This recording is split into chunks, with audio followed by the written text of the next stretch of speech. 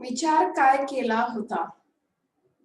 ब्रह्मकुमारी चंद्रमणीजी म्हणतात, ईश्वरी विद्याभ्यासाच्या या अलौकिक जीवनात सर्व यज्ञवत्स असे धरून चालले होते की ज्या अर्थी आता आपण ईश्वराचे होऊन बसलो आहोत, ईश्वर आम्हाला मिळाला आहे आणि थेट त्याच्याकडे आम्ही शिकत आहोत व त्याच्याकडून लालन पालन करून घेत आहोत.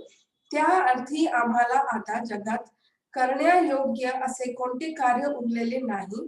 उलट आता तर ईश्वरी विद्या प्राप्त करीत तसेच योग तपस्या करीत आम्हास आपले देहरूप कलेवर सोडून परमधामास परत जावयाचे आहे. आता आमच्याकरिता बस केवळ हेच एक काम बाकी उरले आहे. ईश्वर तर आता मिळालाच आहे आणि ईश्वराच्या गोड वागणुकीचे रसास्वादन करण्याचे सौभाग्यही आम्हास मिळाले आहे. तसेच आम्ही अतींद्रिय सुखमय जीवन व्यतीत करीत आहोत. तर मग आता आणखी काय धावपळ करावयाची बाकी उरली आहे?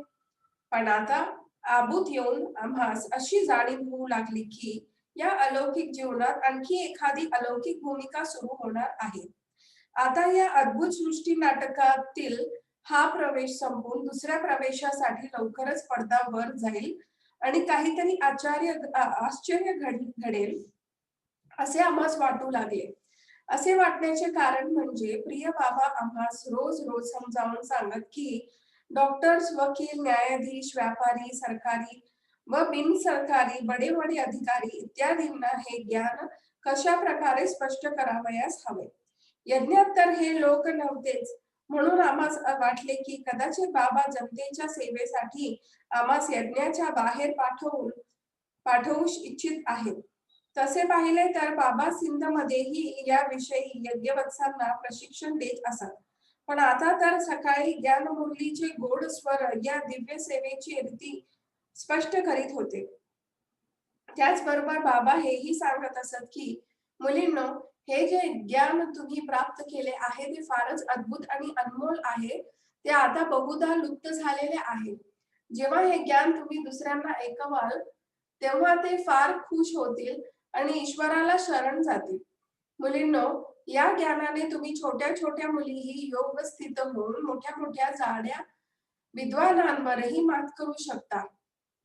आणि आज जे लोक स्वतः शिव मानून बसले आहेत अथवा आत्म्यालाच परमात्मा समजून बसले आहे, त्यांना तुम्ही ईश्वरापुढे झुकवायच लावू शकाल. तुम्हीच या सृष्टी नाटकात स्त्री पुरुषांचा गाढ अज्ञात झोपेतून जागे करण्यास निमित्त बनला आहात. मुलींनो, भक्तांचे आळविणे तुमच्या कानी पळचले नाही काय? जरी तुम्ही जरा एकांतात जाऊन बसा, म्हणजे तुम्हाला कळून येईल की भक्त तुम्हाला हाक मारित आहेत.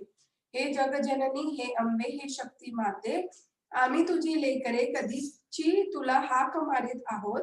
हे शीतला माता, आता आम्हा शांती व शीतलताचा मंत्र दे. हे ज्वाला देवी, हे ज्योती माते, या आमच्या विजलेले ज्ञान ज्वाला प्रज्वलित कर. आमचे मालवलेले दिवे पेटवून आमच्यातील अंधकार नाहीसा कर. माते, आम्ही कधीचे तुला हाक मारित आहोत आणि मायेपुढे हार खाऊन तुझ्या जड स्मारकांच्या दारी येऊन पडलो आहोत. नतमस्तक होऊन आत्मनिवेदन करता करता आम्हाला थकल्यासारखे झाले आहे. तसेच प्रदक्षिणा घालून घालून निराश झाल्यागत होऊन बसले आहे.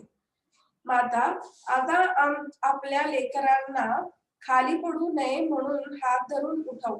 आता आमची हाक ऐकून धावत ये आणि आमचा उद्धार कर.